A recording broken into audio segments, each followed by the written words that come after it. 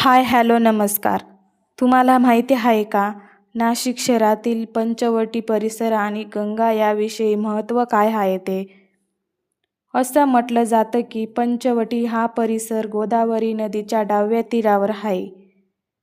काळाराम मंदिर जवळ वटवृक्षाचा समूह असून हा समूह 5 वटवृक्षापासून तयार झाले असल्याने या परिसराला पंचवटी असे म्हणतात.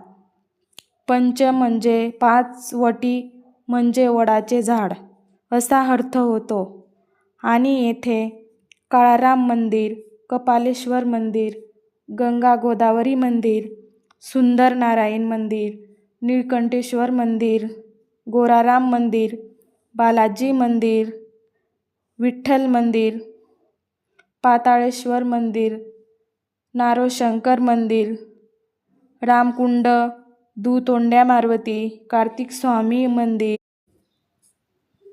पंचमुखी मंदिर, यशवंतराव महाराज मंदिर अशी अनेक मंदिरे पंचवटी सभोवतीच्या परिसरामुळे गोदावरी नदीच्या दोन्ही तीरावर आहेत. मंदिरामुळेच नाशिकला पश्चिम भारतीय काशी असे म्हटले जाते. इथं नक्की येऊन बघा, मन प्रसन्न होतो. नाशिकच्या या पंचवटी परिसरात